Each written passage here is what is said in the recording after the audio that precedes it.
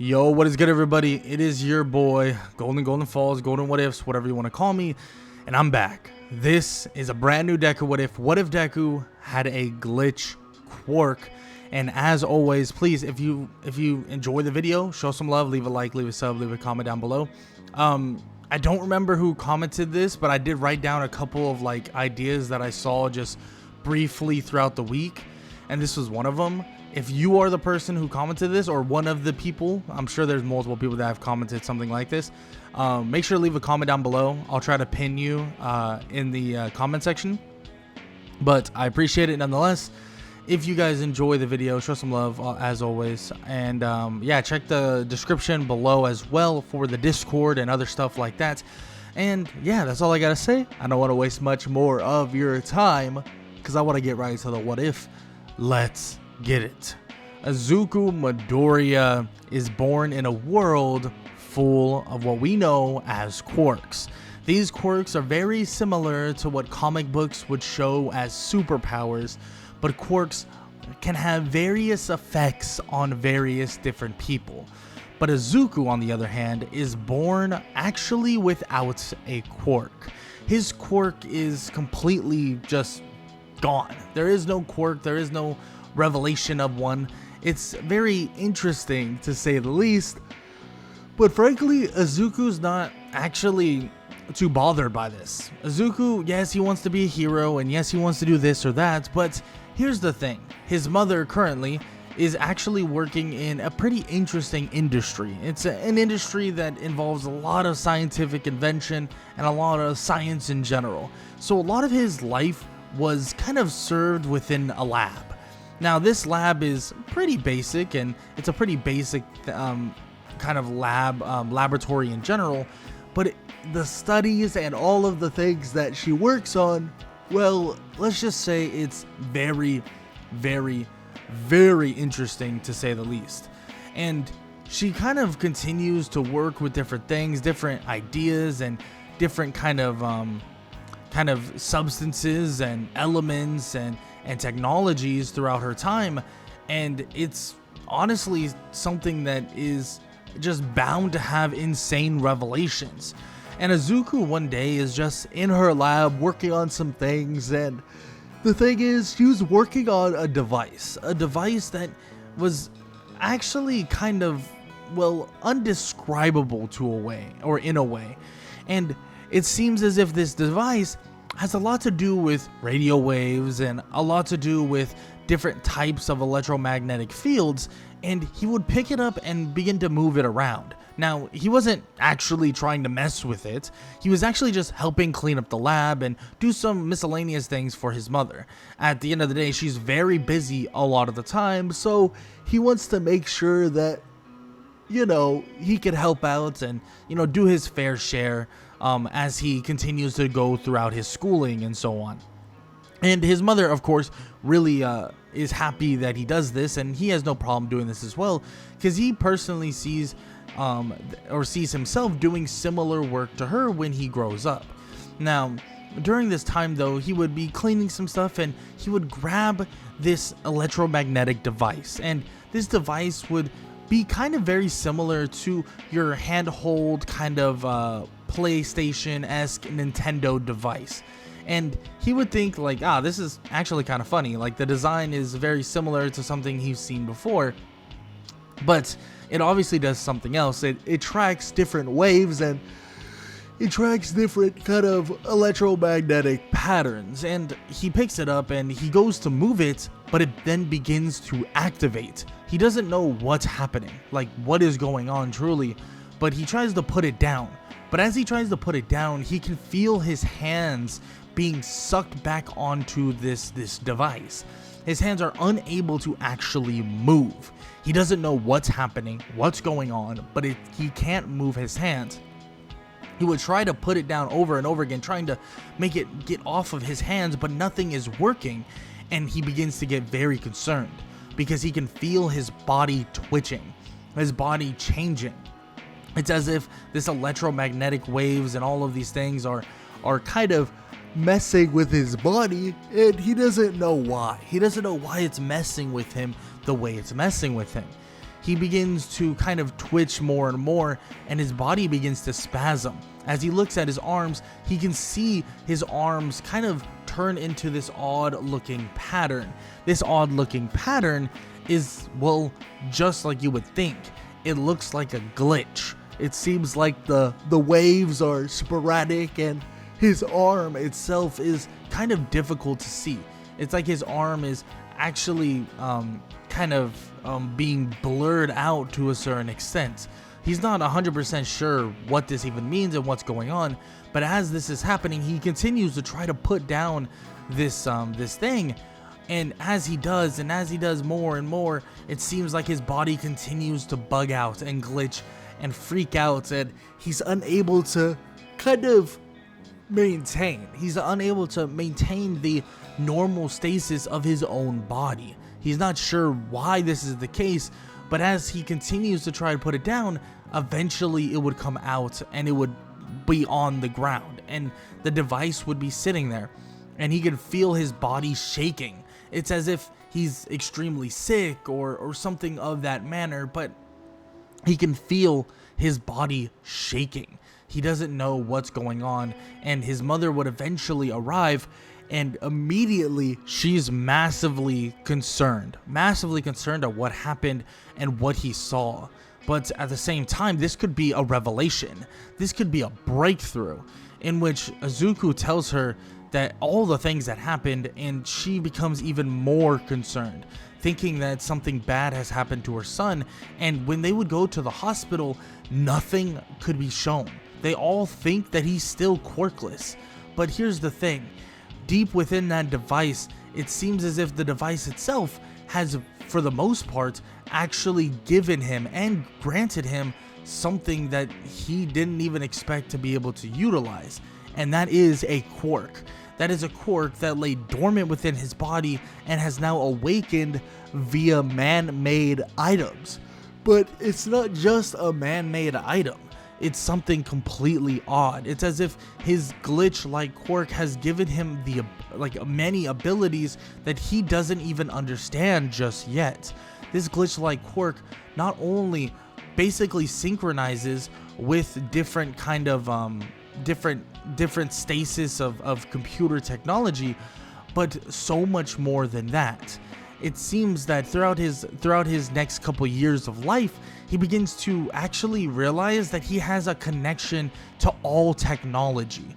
But not even just that, not even just the fact that he has all this connection to technology. It seems like his body itself can kind of just blip in and out of kind of reality.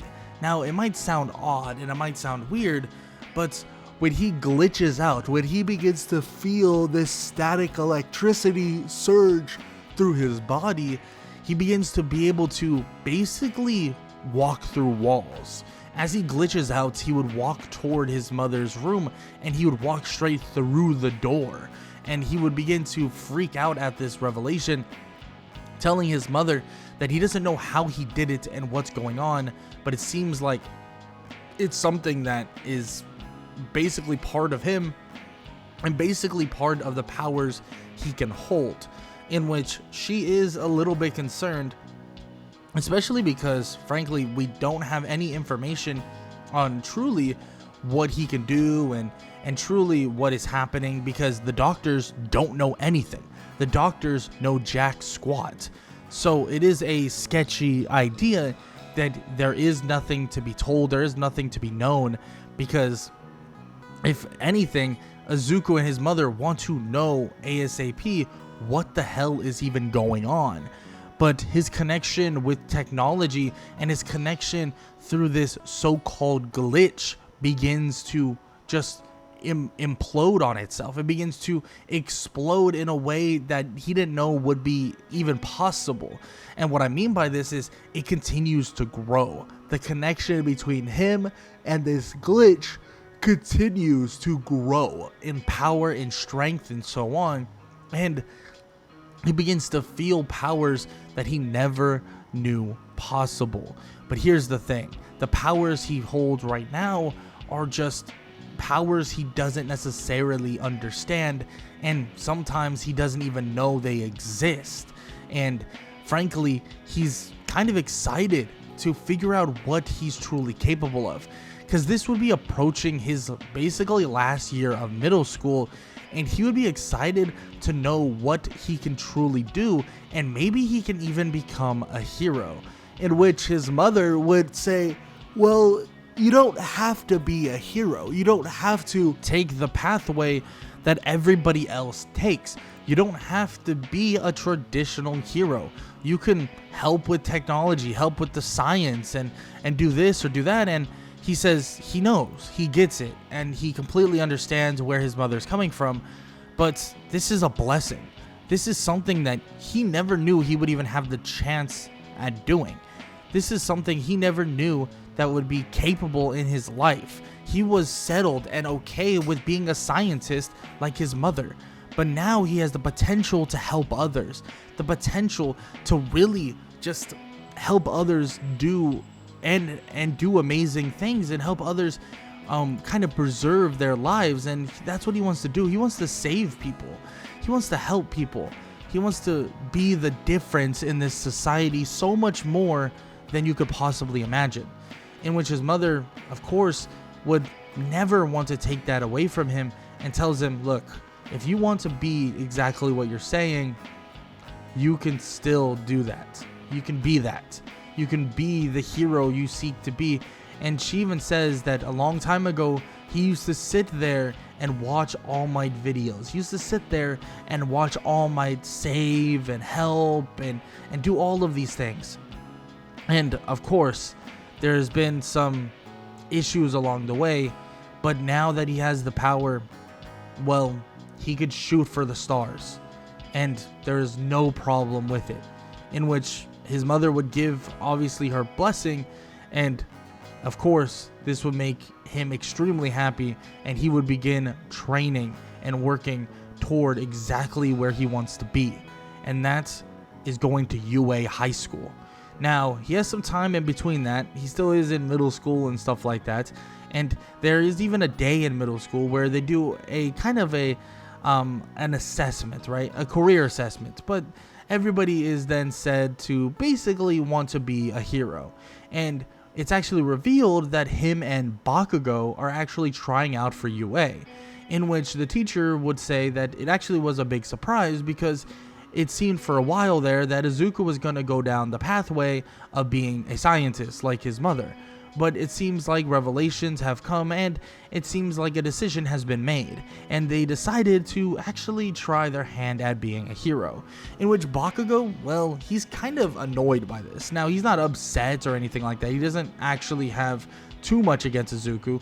Izuku is, for the most part, a pretty impressive person, even outside of the whole not having a quirk. But now that he has a quirk with a late awakening, it doesn't really matter to Bakugo. Bakugo doesn't really care that much, but he does say, like, yeah, this does kind of annoy him, because he kind of wishes that he was the only person, and he's gonna be kind of irritated by this just a little bit. But still, everybody kind of goes their separate ways, and Izuku would continue writing in his journals, studying about not only his quirk, but other heroes and stuff like that, because he believes that his quirk can be something that is immaculate, can be something that many just have no idea the potential of it, and it could be limitless. The potential of his quirk could genuinely be limitless, and he doesn't know what that even would mean and how that would even kind of be pursued. But still, it's something that he feels can be just to the next level for himself. And he begins to head home one day, after that same day that they kind of assess their quirks and or assess, you know, a career assessment and stuff like that. He would head home, and as he heads home, he would head under a bridge. He would head under that bridge, and he would see things and look at his journal and do all this other stuff. And eventually he would hear rumblings within the ground. And Izuku would hear this and begin to back away from the manhole cover. This manhole cover would then blast off, and it seems like a villain would be on the other side. It seems as if this is the sludge villain. The sludge villain begins charging at Izuku, yelling that he needs his body, but Izuku stops. And as the sludge villain would charge forward, Izuku would begin to turn to static and would phase right through his body. As he does, Izuku would dodge him easily. And as he continues to move out of the way and continues to just not get touched, Izuku would land a static punch. And as he does this, well, it seems as if not only the body of the sludge villain can feel it, but everything that encompasses it. It seems like the sludge villain can feel something deep down to his core, as if his organs are shaking. But it's odd because he's made of complete sludge, but he can feel everything. It begins to shock him entirely as he begins to crumble, as he's unable to move any longer, and, well, All Might comes out of nowhere and lands the final blow. As this occurs, Izuku would move out of the way, phasing through the wall as he would move away from where All Might's punch was going to land. And eventually he would be able to get the chance to meet All Might, talk to him, and begin to kind of question anything that was on his mind. And All Might would kind of tell him, like, hey kid, like, you have it. It's obvious that if you're able to keep up with that thing, that you have the full-on potential of being a hero, and that you should truly continue to push toward whatever you seek, because frankly, there is always room at the top. There's always room for improvement, and there's always room for those who seek even greater things. In which Izuku would take this to the heart and take this really seriously, because he believes that he genuinely can be at the level that they speak about, the level that this person that All Might begins to talk about, because that's who he wants to be. That's who Izuku wants to encapsulate. He wants to be the greatest hero ever, and that's what he's going to do. And after All Might would, bottle up the sludge villain and then leave, Izuku would begin his absolute rigorous training. He's trying to form his body. He's trying to basically help himself get stronger and stronger, and he knows that this power he has, well, it's not about just training the power, not about just doing this or that. No, he also has to continue getting stronger physically, getting more conditioned, and so on and so forth, because if he doesn't, well, there's a good chance that he won't be able to handle the power that he can output. And he knows that to be a fact. He knows that many heroes deal with basically a lack of strength and condition and so on. So he wants to make sure that he doesn't lack that. He doesn't lack a strength and condition. He doesn't lack the ability, right? He doesn't lack the strength and the ability to do some incredible things. That's the last thing he wants to lack. And he won't lack it, because he continues to train hard, and he continues to work hard, and he continues to give it absolutely everything he has for the next 10 months, training not only his body, but also his mind and also his quirk. And it takes a lot out of him every single day he does this, but he knows that he needs this to truly become what he wants to become. And this would open up a plethora of things for him. This would open up a ton of ideas and a ton of kind of things that he can now get into, and a ton of things that he can now just learn from his quirk and so on. And this is perfect. This is perfect for him. And a connection with the powers that he's currently holding is something that he begins to truly understand, because he might have a quirk that he would deem very similar to a glitch-like quirk, but he knows that this glitch-like quirk is more a connection, to more or less everything technology, and a connection to even the reality of this world itself. And it seems like he's able to actually blip in and out of the actual kind of space and time and reality of this world. And it sounds odd, I know, but he's able to basically glitch out of the world and end up somewhere else, essentially giving him an ability to teleport, but also to basically avoid people from seeing him. Initially, he was only phasing. He was only kind of distorting his physical form and allowing him to move in and out of spaces. But now he can disappear entirely, disappear from the world he once knew, and end up in the same world, but in a different area, in a different spot. And as long as he calculates properly, then he could basically pop up in different places, even around the world. Now, it's a very hard and difficult thing. He begins to kind of test this through kind of very simple terms. We're talking very, very simple, because he doesn't want to hurt himself. At the end of the day, if you go too far and if you decide, hey, I'm going to freaking, try and go to all the way to Paris right now, I mean, there's a good chance that you can obliterate your body and just die. So he tries simple things, teleporting home and doing, small jumps from place to place, maybe from park to park, or from even one side of the track to the other side of the track. That's the stuff he's been practicing, and he continues to try these practical things out in a way. These very simple, simplistic things that he feels personally can have massive benefits for him in the near future. And frankly, that's the truth of it. He knows that these things will benefit him. He knows that all of these things will have massive implications for him in the near future. And after 10 months of training, after 10 months of just absolutely just accelerating everything that he is and everything that he is becoming, it seems like, well, he is now ready. That he's now ready to take on whatever UA or this UA entrance exam has to throw at him. And the very start of it, well, it's a simple kind of just understanding of different concepts and a test of some sort, right?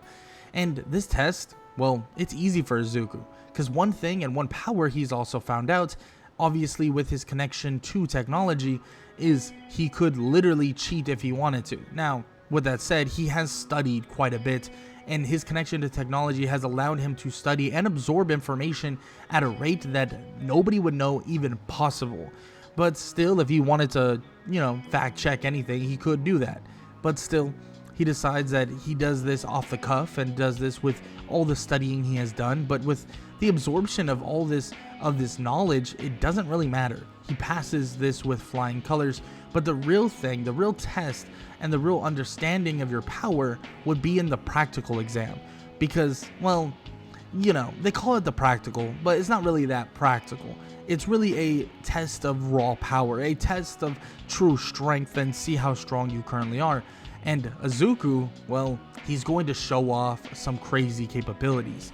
Because before you could even imagine, and before you can even wait, Izuku would see the gates go open and he would go sprinting out. But this sprint looks different. He would disappear and then reappear by robots immediately.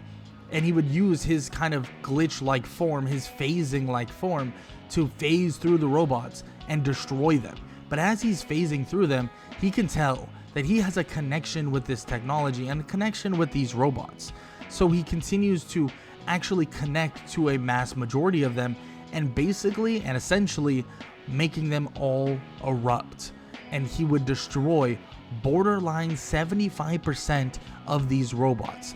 His connection to technology and his ability to make these robots glitch out and destroy themselves is basically a perfect thing for, well, what this is. A perfect thing for what they are doing.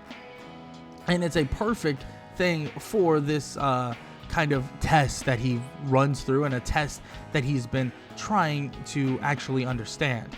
Now, the thing is, after all this is said and done, and the 0 Point robot begins to arrive and so on, it seems like Izuku would be able to shut down the 0 Point robot in a matter of seconds. Before anybody gets hurt, before anybody is in trouble, the 0 Point robot's unable to even move.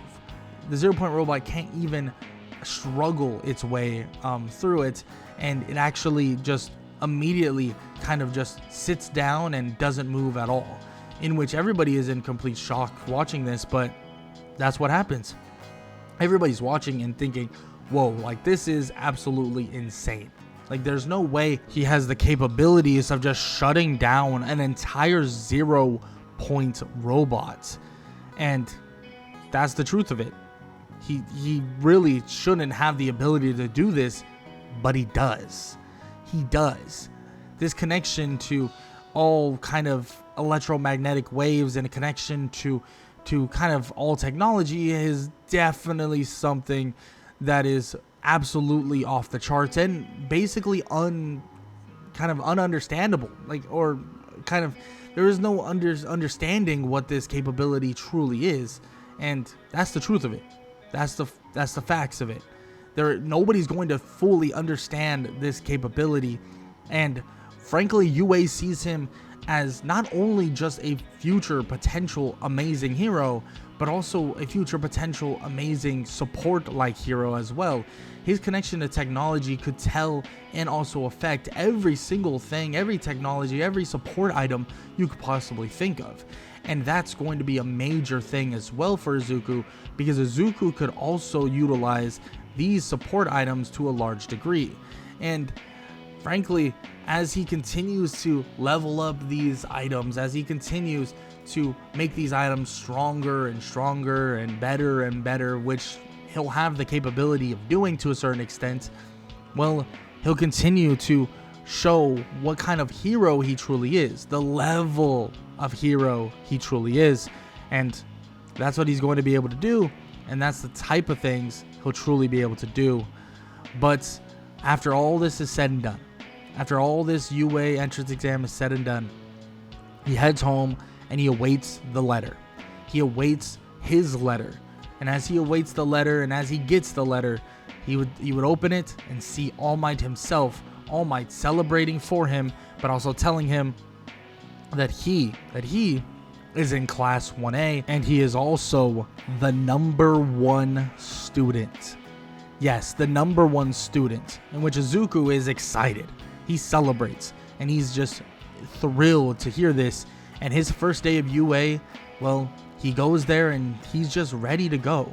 And as he sits down, a lot of the people that were actually there at that entrance exam begin to ask him a ton of questions, asking him how he was able to do that. How could he shut down a giant robot like that? How was he able to literally just destroy half of or 75% of the robots almost instantaneously? In which Izuku says that it's a long story, but as he points up to the monitor at the front, he begins to move his hand, and it basically flickers on and off, and then he stops it, and then he turns on kind of a movie and then shuts it back off. In which everybody is confused, but then asks, well, can he control technology? And he says, sort of. That's just one part of it. And the technology controlling is a little bit limited. There's a reason why he can only hold certain things for a certain amount of time. And frankly, there's also a reason why he kind of just decided to blow up the robots instead of trying to control them and stuff like that, because he still doesn't have a full grasp on that aspect of his quirk, you could say. Now, as he's saying this, Aizawa would then be heard saying, oh, that is pretty impressive, but everyone should now, shut up, because they got a lot to do and a lot to say. And Aizawa would tell them all that they are going to do a quirk assessment test. Now, they all begin to ask, oh, well, what about orientation and stuff like that? And, well, Aizawa basically says along the lines of, well, I don't want to hear teachers and faculty praise you and blah, blah, blah. You guys have probably gotten that your entire lives. So we're not going to hear it. We're not going to, I don't even want to be around it. So we're going to do a bit of a test to try out your quirks and see what you're truly capable of. And that quirk assessment would start with Izuku. As they would all head out and they all get ready, Izuku would be told to throw this ball.